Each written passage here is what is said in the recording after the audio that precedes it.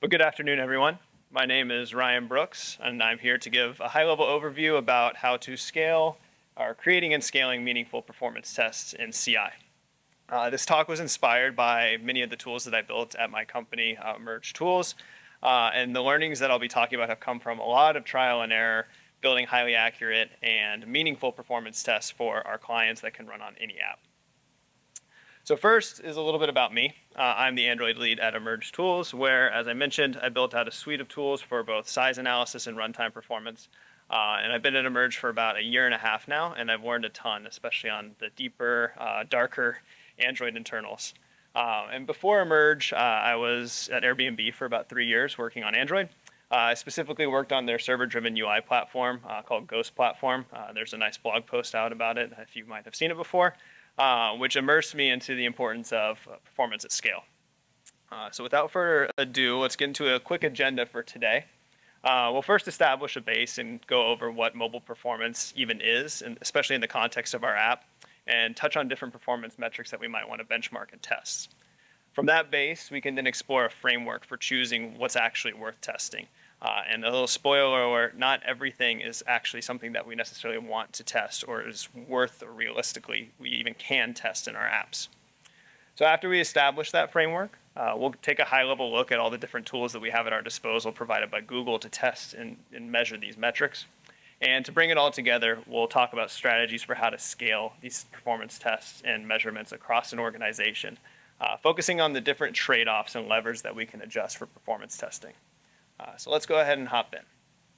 So before we talk about strategies for actually measuring and testing performance, we need to lay a groundwork for what mobile performance actually is. So we can know what metrics we can and realistically should measure in our apps. So as a mobile engineer, performance is oftentimes highly correlated with the business case of our apps. For your favorite newsreader, like Hacker News here, the time it takes to launch into the app and start browsing is a very important metric. Too long and users will leave before ever engaging in any content. For a shopping app like Walmart here, getting to a checkout screen needs to be as quick as possible. Slow performance at any stage through a user's browsing process, and they might leave before they end up buying an item, which has a direct business metric impact. And then for a streaming app like YouTube, the time it takes to search for a video, load the video, and actually start playing the video is incredibly important. Too slow, and a user might, again, leave before engaging with any content where they won't actually see the ad that YouTube might have wanted you to see. So while business cases highly drive the performance metrics that we want to measure, let's just go ahead and take the universal case from the previous slide, something that everyone is going to have here, and that's startup time. So I'm going to use Hacker News here as our example of a standard startup flow. A surprisingly large amount of work actually goes on in the quick 4-second video that's already ended on this slide. And we usually like to think of these interactions as one overall macro metric that we want to measure. And in this case, that's startup time. But this specific measure includes a bunch of micro interactions that also take place during this time. So let's break it down into what these smaller measures are so we can build it up to our overall startup time metric. So during our whole startup time path, a ton of things happen. Your process is created, the DEX is loaded, just-in-time and ahead-of-time compilation occurs in the Android runtime. You initialize content providers, SDKs, your application, your view model, your activity, your fragments are all created. Dependencies are injected, data is fetched from the network, and finally all this is rendered into components in the UI. And this all is supposed to take place within about 1 or 2 seconds. All of this crazy amount of work that we have to deal with. We might want to also test each of these things specifically to see what actually regressed as part of our startup flow, if there was something that got slower due to a change or something like that. But realistically, we can't test everything here. And when it comes to performance testing, it's not realistic to actually test all those things and measure these small little pieces. So let's separate these metrics into things that are in our control and things that are outside of our control as mobile developers. So I like to think of things that are actually shipped in the app to be mobile specific. Things that are actually like the DEX or resources that are downloaded by the users as part of your APK. This essentially includes most of our metrics from the previous slide, like the SDK initializations, content providers, rendering for UI, things like that. Things that are out of our control like network requests and communication with other processes are still important to us. But if a network request is slow to load, that's still a bad user experience. It's just not necessarily something that we want to focus our testing on. We would rather focus tracking on that. So taking from all this, it's important to test things that are directly in our control as part of our mobile performance testing suite, and leaving things that are out of our direct control, like network latency, to different forms of testing, or, like I mentioned, tracking, which we won't necessarily discuss today. And in many circumstances, we primarily just want to test that macro measure, being startup time in this case. We don't want to test all the tiny little slivers of interactions that are occurring in this whole 1 to 2 second flow. These micro measures definitely are worth testing, but we have to have there's essentially a trade-off here, that managing the tests for all these micro measures is not necessarily worth the cost associated with managing all these little micro tests. And because of that, it's important to measure the impact of our testing changes too. And to be as impactful as possible, we're really going to focus today on these macro measures. So one thing that I mentioned, but I want to touch on before we get much further, is tracking versus testing. We're focusing today on testing performance to catch regressions before they make it into production. Testing is not a replacement for tracking. Rather, I like to consider it a complement to tracking. Pre-production testing, being testing in CI or on our own devices or things like that, will never be able to give us the full picture that we can get from just the scale alone of production, as well as the diversity and the edge cases that we might get from our user pool. This isn't saying, of course, that testing is not important. In fact, quite the contrary. We can test for measures that catch large regressions and things before they make it into production, but we still need to see production data to paint the full picture of how our app is performing and doing in the wild. So now that we've gone over what we deem to be mobile performance and what we're going to focus on today, I'm going to introduce a framework that I like to follow in determining what metrics we want to test for different flows inside of our apps. And it's important to hone in on some shared characteristics that we want our metrics to share and why we want them to have those characteristics. And the 3 characteristics I like to classify a good testable metric as having is that 1, it's controllable, 2, the metric is reproducible, and 3, the metric is impactful. So let's get into what each of these means and how it pertains to performance testing. We touched on it earlier, but the first criteria for a good performance metric is that it's controllable. To best explain this, let's look a little bit again at that startup example. We already discussed network latency a bit, and that it's not the best mobile-specific metric to test for, but we still have to deal with it when we're testing for performance. As you guys can see, these 2 requests were fired about 15 minutes apart, but the one on the right here was a good 1.5 seconds slower than the one on the left. And nothing at all changed about the state of the phone or the app itself between these 2 tests. The network simply just took 0.5 seconds or 1.5 seconds longer. But if we're performance testing this flow and we recorded the amount of time it took to render all the stories on the screen here, we might have seen this as being a 1.5 second regression, when in fact it just so happens that a factor outside of our direct control is what actually influenced this. There are, of course, ways that we can get around this, like mocking or replaying the network things, but we'll get into that in a minute. The second criteria for a good performance metric to record is that it's reproducible. So following that Walmart example from earlier, one of our core business metrics at Walmart might be to load the buy now modal. Users expect fast and snappy checkout, and if they don't get it, they might exit before they actually complete their purchase, which directly affects our business metrics in the end. Any regression in our performance here could result in a significant business metric impact. So we might want to create a performance test to test how fast this loads and to make sure that any new changes that we introduce to the app does not slow down this page. Sounds like a pretty good test, correct? Not necessarily, though. This test here is actually relatively non-deterministic without some workarounds. So the product in that previous example was a Pixel 6 Pro case. The product in this situation, clicking the top item in our performance test, is actually a Pixel 6 Pro, the actual phone itself. Again, nothing changed about the app in this situation or the phone itself. What happened in between was that the search ranking actually reordered the items in our list. So our performance test that clicked the top item and then recorded how much time it took to load the buy now modal is now showing a completely different item. We might have seen this, in this situation, this one loaded about 0.5 seconds slower. we might have seen this as now as a half a second regression to our buy now flow, which is not correct at all. It's just due to the non-determinism of the way that our UI test was set up. And there are, of course, ways to work around this, like I mentioned for startup a minute ago. Like we can launch a deep link into a specific product to ensure that the same product loads every time. Or we can mock the network response to make sure that the news feed is the same every time.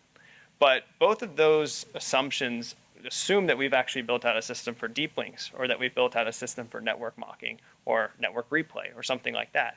And suddenly, if we don't have those already implemented, adding this performance test now has ballooned the scope of our project. We now have to implement some sort of deep linking capability or network mocking or something. And that might not be realistic for the constraints that we tend to have as engineers. So all I wanted to do was test the performance to check out, and now suddenly if I have to create a mocking system or something like that, I'm not going to want to add a performance test anymore. And finally, your time as a developer is limited, and testing every single micro interaction is not practical. It would also be just a losing game to chase the performance of every single micro thing that's occurring in your app. So let's say we wanted to test the time it took for a user to expand a video's description in YouTube. It looks like my GIF messed up, unfortunately. You can pretend that someone clicked the description here. How impactful is it necessarily if a user's tap on the description on YouTube took just a little bit longer than it did before? Would a user ever even notice, first of all, given that something else is playing, something relatively more important is playing on the screen, the video itself? Or would any business metrics actually be impacted by how fast that the description loads? It very well could, and for some situations that's the case. I would imagine in this case for YouTube, opening the description probably does not have any business metric impact. So it's important to think through the impact of our performance tests and the performance metrics we want to record on the actual business metrics of the product itself. It's not necessarily important to test every small thing in our app, and it's important to hone in our time and resources on the major things. So let's use this same criteria to filter out some example measurements, just to reiterate what we've talked about. Let's avoid testing non-controllable measures, like things like network operations without mocking, or interactions where other processes other than our app are that we're reliant on. Network operations are definitely something we want to track, but not necessarily a good candidate for performance testing. So again, we will get much better data from production than we will in testing. We also want to avoid non-reproducible tests, like testing with dynamic content, such as search results that can easily change. And finally, in a perfect world, we would test just about everything on our app if we could, but we're limited by time and resources and people. So we want to avoid testing non-impactful or non-primary user flows for our product or our business case. Examples of things that might not be impactful are usually driven by the specific app itself, but an easy classifier are things that aren't primary user flows or primary interaction where performance might also be masked by some other thing that's going on the screen at any given time. So let's move into the implementation of what we just covered. We'll take a glance at some strategies and tools that we can use to accurately measure and test our app's performance. So in the past few years, we've seen an explosion in high-quality measurement and testing tools that have become available on Android. And I like to separate these into two buckets, those for measuring and those for testing. I'm going to get a bit opinionated today from my personal experience of many of the tools above, and there's quite a few more that aren't included that I'm leaving off intentionally to try and give you some guidance on what is most useful as it pertains to performance testing. And like I said, there are many more out there than just on this list, but this narrows down from my personal experience running around with many different tools and validating the performance and accuracy of all of them. So in addition to that, I've crossed out two more from the list above. And so for the Android Studio Profiler, that's primarily for one-off tests. It's definitely a very useful test. I think the Android Studio team is working on this quite a bit as we speak to improve it more. And it even uses the same tool under the hood that I'll actually get into in a few minutes, which is called SimplePerf. On the testing side, we've removed Espresso, as that's not actually a viable candidate for performance testing, as it attaches itself directly to our target app's process, which can significantly actually affect the performance of our target app itself. So that's an important note, is that we want our testing to be separate from our actual app itself. So let's look at the tools that we use to measure performance and how those can influence how we might test afterwards. So two primary strategies that you might hear with performance testing revolves around tracing and revolves around sampling. And it's worth briefly touching on both of those. Tracing is using explicit start and stop points to timestamp specific events that are occurring in our app. Tracing can be as detailed as you might like. You can add start and stop points for the activity's creation or for a view's rendering. Or you could add a start and stop point for every single function call inside of your app. Marking start and stop points takes time though, and doing thousands to millions of these in an app, especially for every single function, can actually have a significant impact on the performance of your app yourself. So it's kind of contradictory that us wanting to measure the performance of our app can actually negatively affect the performance of our app. Sampling, on the other hand, is essentially taking a snapshot of the computer's state at a given time. That's often done with snapshots or like a call stack snapshot to see what functions are actually being executed at this snapshot in time. And snapshots can be taken just like tracing as much as you would like. You can take one a second, or you can take one every half of a millisecond. And similar to tracing, the more snapshots we take, that actually has a performance impact on the overall computer or device itself. Too many snapshots, and suddenly our data that we're trying to measure is polluted, and simply by the tool that we were using already to measure performance in the first place. So which one should we choose, given that both of these have their own trade-offs? I personally believe in combining the two methods here. Using a combination of less detailed tracing and also medium detail sampling gives us a very good ability to record the span over a start and endpoint, and then see what all is happening during that endpoint with a more detailed view of sampling. And so the first measurement tool I'd like to talk about is Perfetto. And in my opinion, Perfetto is probably the most powerful tool that's offered as it pertains to mobile performance measurement. How many people in here have ever used Perfetto before? I like to see some hands. That's good. That's good. If you've used Perfetto before, you might have seen this, and this is pretty scary. This is just a simple recording of a random app that I took, whose startup that I was wanting to measure and see how long it took. Under the hood, Perfetto leverages internal Android and Linux tracing and performance tools. It provides quite a lot of additional tools, like a web UI you see here for visualizing the traces you see above. And this can oftentimes be overwhelming, but hopefully this will give you an idea of how much data Perfetto can actually record. It produces an incredibly detailed amount of data. You can see we have like CPU frequency and state. We have memory state. You can actually see certain spans inside of all the app's processes that are occurring inside of at your phone during the given time window, et cetera, et cetera. I won't discuss all this stuff in detail. There's quite a few resources out there for parsing Perfetto traces. But in my opinion, where Perfetto really shines is that it actually has a SQL layer above it. And a simple example here shows us querying what's called a slice in Perfetto. And there's a few slices specifically that this specific query right here pulls out. And this assembles basically what we declare a startup time to be. The query on the left just selects your application's process and queries like the zygote init, which is the process start, the bind application, which is where your onCreate occurs, and then the first frame. So this would be time to first frame. And assembling these by the simple query on the left, we get a timestamp and a duration. So the timestamp of the start and then the duration can give us an idea of, we pinpointed the process starts at a certain time, and then we pinpointed that the due frame ends at this specific time, and then to figure out how long our startup is, take the end point and you minus the start point. And so now suddenly we've been able to very, very accurately determine the amount of time it took for our app to start up. This is actually what tools like Macro Benchmark and the Google benchmark libraries use under the hood. They use this SQL layer on top of Perfetto to actually get their startup and duration, frame metrics, things like that. So I want to sum up all the tools as we go through them one by one, just so we'll do a quick pros and cons list of each. We'll start with Perfetto. So Perfetto really shines in its SQL layer. Almost all the data that I showed you in that screenshot of Perfetto is exposed through SQL itself, which allows us to build rich queries to pull the data and actually do interesting processing on that data from the traces themselves. Perfetto is also very well documented and well supported by Google. And in addition, Perfetto has a very little performance impact, depending on your use case, of course, on the app itself, as it's just aggregating traces that are performed at a system level. So it's not a major concern when we're measuring performance. But Perfetto does bring some cons with it. Perfetto is primarily used for tracing, like we talked about earlier. And it's worth noting that Perfetto does not do sampling.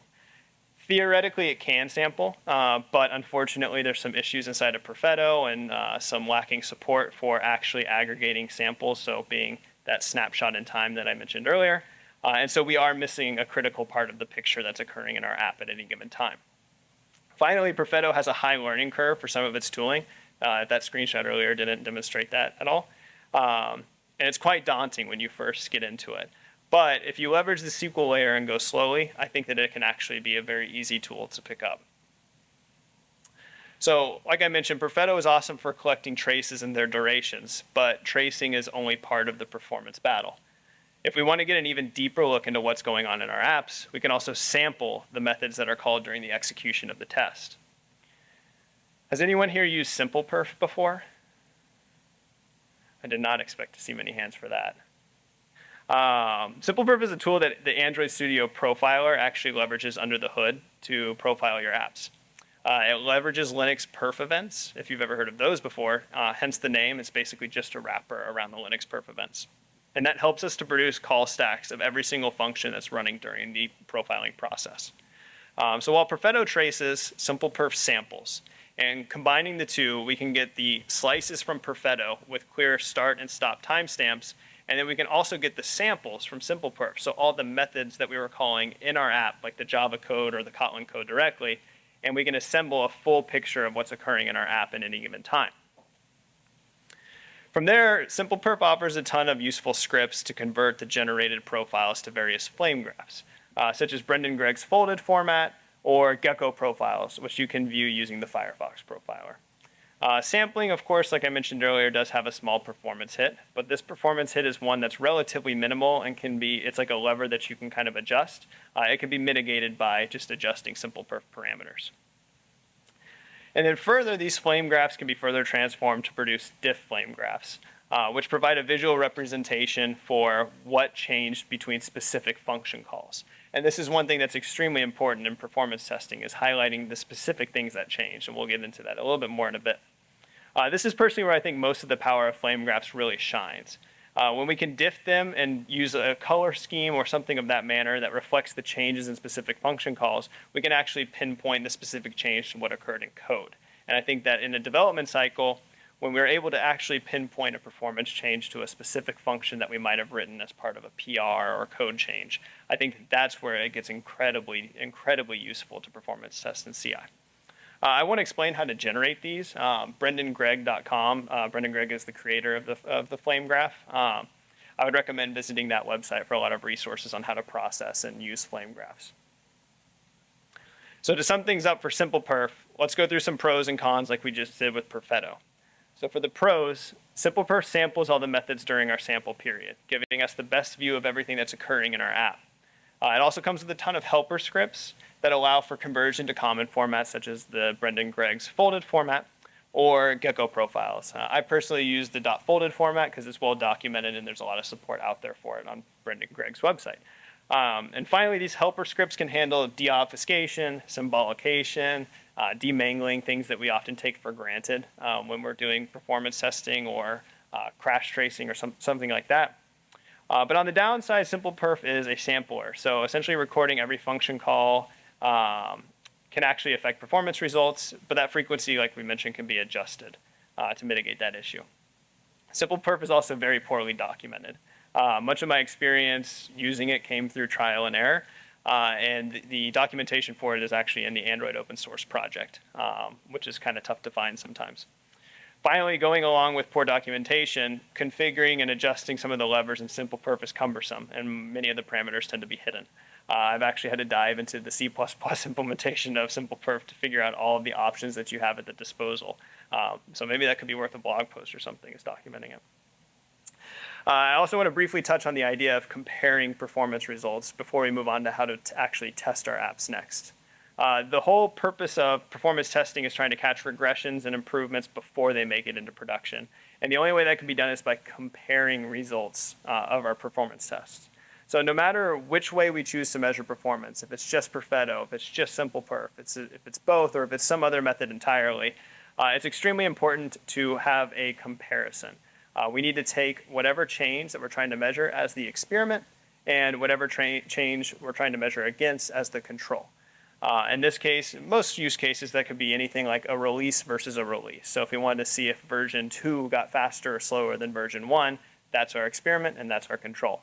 Or you could do it on every single PR, where your PR might actually be the experiment and your base might be the control being main. It's important to also use relative comparisons when we're talking about a performance test, rather than an absolute change, like milliseconds. So let's say we choose to test on a Pixel 6 Pro and we detect a performance change. That Pixel 6 Pro could have wildly different performance metrics compared to like a Samsung Galaxy S5 from years ago. And there's a good chance you'll still be able to see a change on your Pixel 6 Pro or your Galaxy S5. It's just the magnitude of the change might be bigger or smaller. So percentages are very important to measure here. And so differences between measurements should be calculated as a percentage. And finally, we'll touch on this shortly, but collecting and comparing sampling data like flame graphs allow us to pinpoint specific changes in performance to specific functions in our code, which is the most important thing for educating developers on what to change to actually fix performance issues. So overall, for performance measurements, I use a combination, like I mentioned, of SimplePerf and Perfetto, combining the SQL elements of SimplePerf to get timestamps and then using that to filter down my windows of time with SimplePerf. But measuring is only half the game. How should we actually run the tests to test our performance metrics without affecting the performance of the app itself? So I want to touch on the most difficult problem to solving performance testing in production, and that's variance. You could run startup for your app now, and then I could move across the room and run it again in 15 minutes and potentially get wildly different results, all because of factors like thermal state, CPU clocks, etc. When added to the performance testing mix, variance now can prevent us from getting accurate results, even if the device is in the same place and just tested 1 minute later. And so to mitigate this problem when you're performance testing, we need to try and control as much of this variance as possible. And there's two primary ways that we can do this.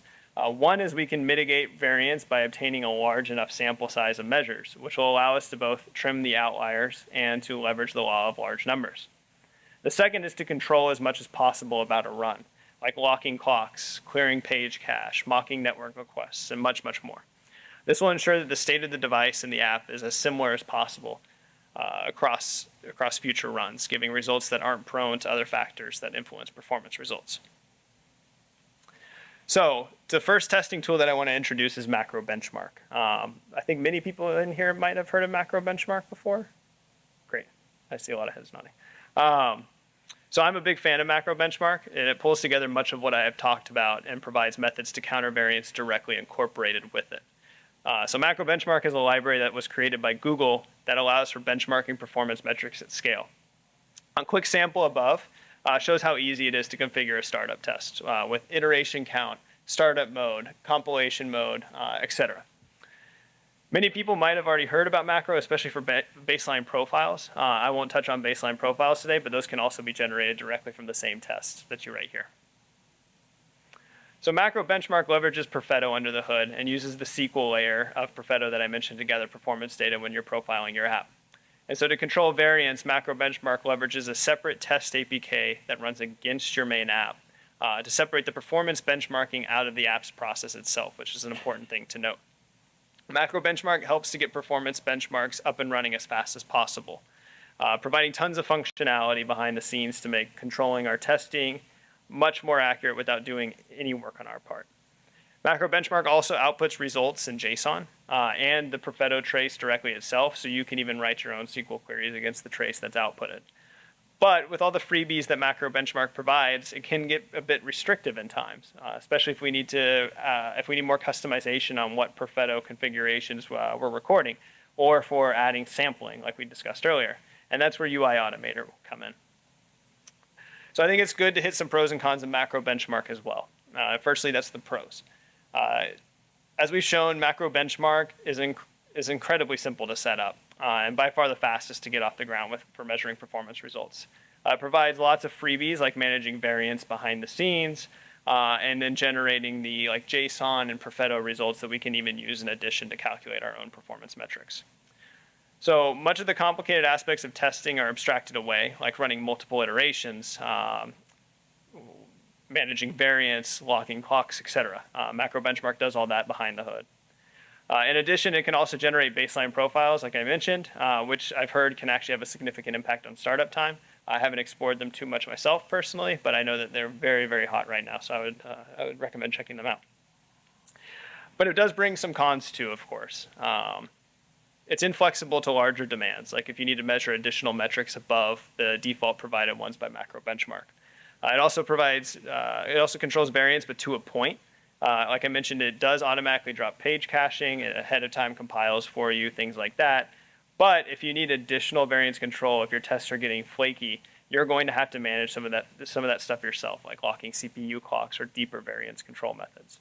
And finally, Macro Benchmark doesn't provide sampling built in to generate flame graphs like we've talked about.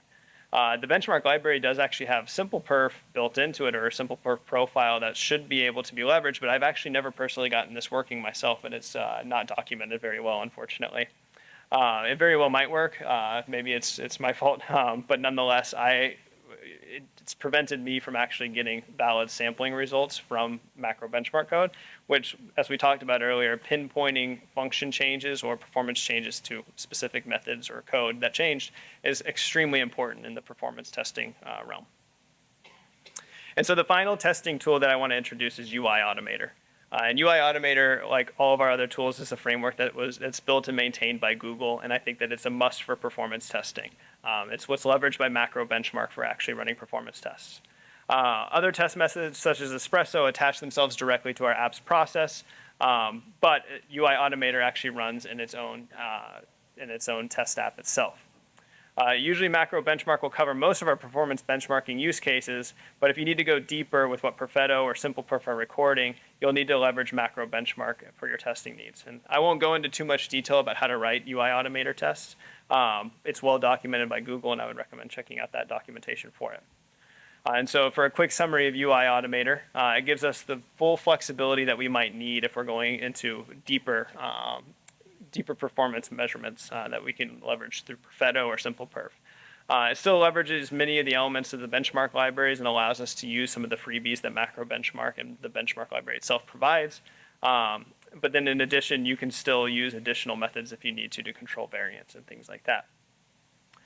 For cons, while doing everything manually gives you full control, it also requires you to do everything manually. So now the barrier of entry is much higher and the barrier for maintenance is much higher. You'll also have to manually run all of your measurement tools, such as Perfetto and Simple Perf yourself. So I personally lean to a custom implementation myself. As in my personal experience, Macro Benchmark is really good for getting off the ground and getting basic metrics like startup, frame hangs, things like that.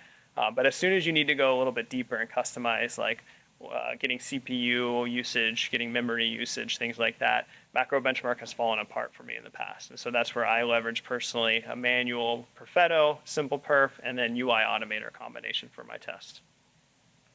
So we talked a lot about the methods for measuring and testing performance, which in my opinion is actually the easier part of performance testing at scale. And now we'll get into what I personally believe to be the harder and more dynamic part to be, and that's scaling the performance tests to run across an organization.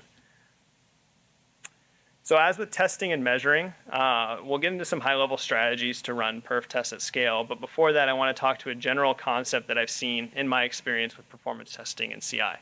And so there's three primary trade-offs at hand when you're scaling performance testing across an org. That would be cost, accuracy, and speed. And so we'll go ahead and break these down more. So there's many levers that you can pull and adjust to fit your team and org's needs. The type of device you choose to test on might affect cost and accuracy of your perf testing. If you wanted to test on the latest and greatest Pixel 7s, that's going to cost a lot of money to get enough Pixel 7s to run all your performance tests on. And also might not represent the diverse spread of devices that your users will actually use. Choosing to run on physical devices as well over emulators might also affect cost and accuracy, as well as how you orchestrate the actual tests that you're running. The cadence that you run performance tests at and the scale at which you run them will also influence the number of devices that you might need. So if you choose to run every single commit on every single PR, and you have 100 engineers in your organization, you're going to need a lot of devices to cover the amount of performance tests that you're going to run, which again increases cost and affects the speed of your performance tests. You can also choose the number of iterations that you might want to test, which can make performance tests faster to run if you do less iterations, but less data and less performance information will prevent us from being able to filter out outliers, which can also affect your overall performance results. And so there's many levers that you can pull to control perf testing in the configuration behind it, but each has some sort of trade-off that we might have to accept as a consequence of our decision. And of course, last but not least, we've at least established how to measure, test, and scale, but how do we actually deliver actionable results so that we can quickly address and fix performance issues, or reward someone for improving performance in that matter? The first aspect of delivering results is to pinpoint the source of the change. Running perf tests at a PR level makes it easy for us to directly identify the source of change for macro benchmarks, and oftentimes finding the source of change is the easiest by simply looking at the diff. Sampling all of the methods running during a perf test is the most detailed strategy that we can apply, as it allows us to diff the flame graphs that we record and to highlight differences in the specific duration of functions. Showing those results to developers can be as easy as posting them directly to GitHub or GitLab, posting to Slack, sending alerts to someone's email, or things like that. And this is highly dependent on the source control and CI setup, so I won't go too in-depth about how to do that here. But an example would be to use like a GitHub status check that might block you or something if you increase performance by too much. So I did go over a lot today. If there's anything that you might have learned, is that perf testing is extremely complicated and quite hard. And so I want to sum up everything real quick just to make sure that we hit on all the high levels that we talk about today. So the first step in performance testing is determining what we will test and why. So again, we should follow our framework that I introduced in determining what are good candidates for perf tests, or metrics that we want to test. And that would be that the metrics are controllable, reproducible, and impactful. The second step in determining how we will test those metrics. We went over many tools at our disposal to measure and test to give us actionable and accurate results, like Perfetto, SimplePerf, Macro Benchmark, and UI Automator. And finally, we went over, in my opinion, the most difficult part of performance testing, and that's scaling the performance test across an org. We went over perf testing trade-offs, how the cost, accuracy, and speed are the three most determining factors when running perf tests at scale, and how we can adjust those to fit all of our needs. We also went over ways to front the performance testing results to give real and actionable results directly in our developers' workflows. And so it should be evident now, performance testing is quite hard, and much of my experience that I shared has come from my experience working at and scaling performance tests at Emerge. We do have quite a few solutions that will make performance testing far easier for you and your team, so if you're interested, just let us know. But nonetheless, with all that, that concludes my talk. I'd like to thank everyone for attending today, and I think we might have like 1 or 2 minutes, and I can open the floor for questions. But of course, if we don't have time, feel free to come up afterwards. I'll hang around for a few minutes, or feel free to email me or follow me on Twitter or follow Emerge on Twitter. But thank you guys for coming.